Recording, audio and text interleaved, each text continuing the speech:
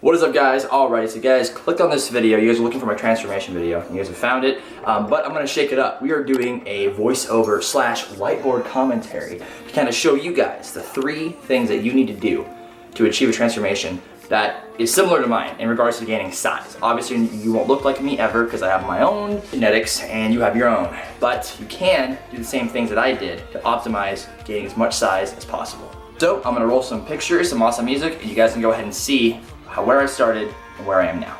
As the leaves start falling down and the shadows above the town, we used to radiate,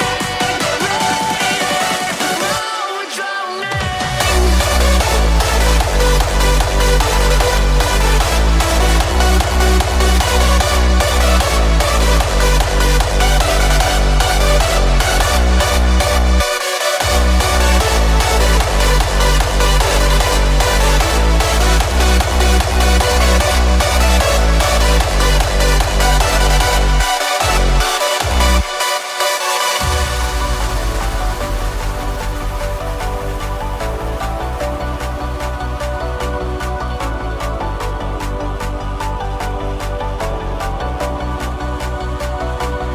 I see the fear inside your eyes, I see the pain in your smile. Alright guys, so there was the pics, there was the hard style, and that was what I did in these last 5 years. And now it's time to go over the 3 things that you need to do to gain the most size. Alright, so now we're gonna be like a teacher now, guys. Okay, I got the whiteboard out right here. I got the subject of the day is gains, obviously. And so, number 1, starting off right here, you guys already know, calorie surplus. Now, I wanna say one thing, I wanna preface. These 3 things you've heard all the time, okay? And it gets really, really repetitive, but I also have some sub-points here that I'm gonna go over to go more in depth. Because most guys just say, eat more food. Well, okay, well, like, what do you mean? And, where do I stop, right? So I'm gonna go a bit more in depth with sub-points. Calorie surplus, what does that mean? It basically means that you're eating over the amount of calories that you need to maintain your weight. How do you find this out? Track your macros, okay? There's MyFitnessPal, there's multiple calculators online, okay? They all are averages. So go ahead and figure out what your average is and then see if you can maintain your weight. If you don't, eat more. If you drop weight, eat less, and you'll find what you need to maintain. And then your calorie surplus is any calories over that maintenance that allows you to gain weight. Some's 100, some is 250. For me, it's 500. Works out great for me. So that's right there. Okay, once you start eating all these calories, what do you do when you stop gaining weight? That's when you increase the amount of food over time, but take it slow, okay? Not everybody is able to eat, 4,000 calories every day and stay lean. That's just not how the world works, okay? Some of us can, some of us can't, all right? So make sure that you are always taking it slow and increasing over time when your weight slows down. All right, now number 2 is going to be sleep. And these are in order of importance, okay? I have sleep above training, and here's why. Sleep is everything. You have to think of your body as a machine and like your phone.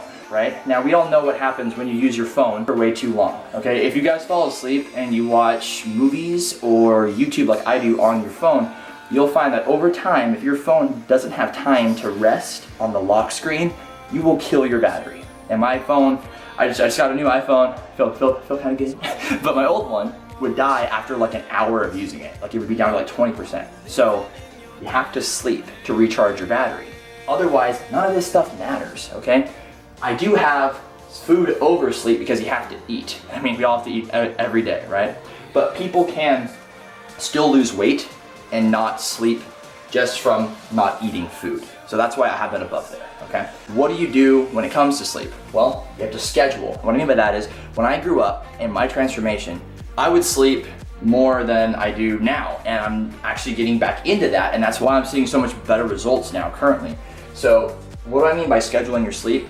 Go to bed at the same time and wake up at the same time. That is ideal, okay? Your body runs on circadian rhythms. These are things that the body needs to function, and any hour before midnight is worth 2. So your body wants to sleep from 10 to 6 or 11 to 7. That's like the ideal time that your body wants to sleep. Anybody who works night shifts, you're always gonna be playing catch up and not getting adequate sleep, right? But we do the best we can, because sleep is better than no sleep, even if that sleep is not going to be the best. More is better. Guys, I shit you not, I got a little bit lucky, and I went to college when I was 15, so I could make my own schedule. And there were days where I would sleep 12 hours every single day.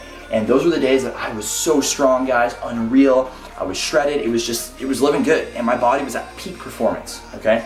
Because not only did I have this in check and was eating healthy and the adequate amount of calories, I had this going to bed at the same time every day, waking up at the same time, and it was over 9 hours to 12 hours every single day. That's huge, okay? Number 3, and the one that people are probably thinking, why is this at the very bottom? Well, because it doesn't take a PhD user to pick heavy shit up and put it down. Okay, it's easy to lift up a rock and throw it the furthest, all right? That's why it's down here. This shit right here, this is where all the smarts come in, okay? This is where all the brains come in, where you actually have to work hard to eat good and sleep good. But training's the fun part, it's the easy part. You go and pick heavy shit up. So of course it's number 3 because it's easy, all right?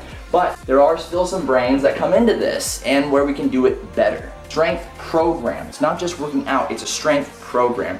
I did bodybuilding for the longest time, and what I mean by that is I did hypertrophy, just going for the pump, 10 to 12 reps, 4 or 5 sets, non-stop. And let me tell you, it was great, it was fun, I got pumps, but I did not see an increase in my overall size to the extent that I wanted until I started doing a strength program. And also I was stronger when I started doing this. So what does that mean? Any strength program that you can find, okay? Whether it's David Lade's or Omar Yusuf's, right? Any kind of strength program that has 1 rep maxes, you need to find it and run one, right? And then once you do run one, you need to have deloads. Deloading basically is where after you run your program for about 4 to 6 weeks, you're gonna need to take a week off where you lower the volume, but you can keep the intensity there. So you're gonna lower the amount of sets and reps that you're doing on the bench or the squat, but you're gonna go ahead and keep the same weight. Or you can actually lower the weight and keep the set and reps. You're basically gonna need to train around 50%-ish, don't quote me on that, rather than being up in 75%, 100% of your 1 rep max. Now, I'm not here to talk about powerlifting and percentages and RPE, so take that with a grain of salt. I can go over that more later on, but deload every 5 to 6 weeks, sometimes 4 if you're a pretty advanced lifter. Something to note is that this right here is non-existent if you're in like your first 1 to 2 years of training, because your body can literally get hit by a truck and recover overnight when you first start training, because it's not used to the stimulus. So me doing this for 5 years, I have to deload every 4 to 5 weeks or I feel like crap, joints ache, fatigue, overall just tired. My CNS is fried, right? So that right there is number 3, strength program. Hopping on a decent program, 4-week long split, squat, bench, deadlift, just really hammering those out, focusing on your compounds while also adding in a bit of isolation and hypertrophy, through more of your isolation movements like flies and tricep pushdowns, all that jazz. That is the most optimal way, in my opinion, to gain size. So there we have it, right there, my top 3 tips for the gains, for gaining size. I'm really, really excited for you guys to watch this because I think that I've done the whole, cool music video and with like awesome pictures and oh, I'm so aesthetic full, and it's great, it's fun. I really enjoy those, but they've never taken off the way I want. So I figured, why not shake it up? Rob Lipset, thank you for the idea for having the whiteboard. You are the man. I'm gonna meet you one day, it's gonna be good. But this is what I wanted to do today, to actually give you guys more information instead of just entertainment. So once again, for the gains, what do? Number 1, start eating good, all right? Figure out what your maintenance is, eat whatever calories over you need to see the scale go up. Increase it slowly over time. Once your body starts to adapt, take it slow or you'll become a chunky monkey. Number 2, sleep. If you can, have a schedule, same time you go to bed, same time you wake up, over and over again, and sleep more and more, because more is better, all right? And number 3, fuck is that? Number 3, strength program. Get on a strength program, whatever one you want, create your own, but just be sure that you are 1 rep maxing, all right? You find one, like I just said, and you actually run one. And of course, if you are outside of the first 1 to 2 years of training, then be sure that you deload, guys. Thank you guys so much for watching. This is Preston Gifford. Like, comment, share, subscribe, and I will see you guys in the next video. See ya.